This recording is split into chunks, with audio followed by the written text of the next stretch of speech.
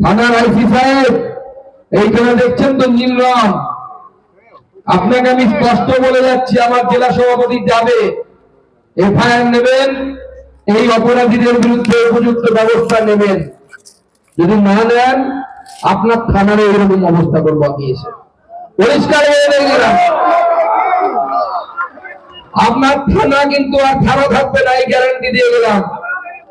আর এই চোরেরা আপনার অরূপ চক্রবর্তী চোর, আর জোর চোর যেগুলো আছে এখানকার বিধায়ক ফাল্গুনি আর বঙ্কু নাকি নাম শঙ্কু, শঙ্কু, এরা যতই প্রেশার দিক, আপনি আইন অনুসারে কাজ করুন, 4 মাস 5 মাস পর এদের খুঁজে পাওয়া যাবে না, তৃণমূল পার্টি অফিসটা বন্ধ হয়ে যাবে, ওই ধর্মশালা তৈরি করবো আমরা, অপেক্ষা করুন কিছুদিন।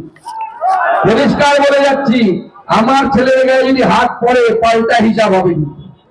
কোন ভারতীয় জনতা পার্টির কর্মীদের গায়ে হাত দিলে তৃণমূল কংগ্রেসের সেই তাদের পাল্টা ব্যবস্থা হবে।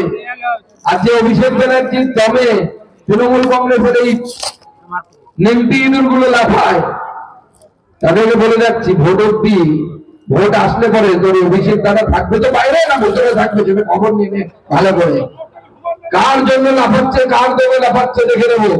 আইসি সাহেব, আপনাকে আরেকবার বলছি, এসপি কে এখানে তাকে বলে দিচ্ছি, যদি আমার সম্বন্ধে একটু ভালো করে খোঁজ খবর নিয়ে নেবেন, এসে লাগাতার এমন ধর্ণা করবো এবং আপনার থানার এমন অবস্থা করবো, এই থানা বলে আর কেউ চিনতে পারবে না, কুরুক্ষেত্রে যুদ্ধক্ষেত্র মনে হবে।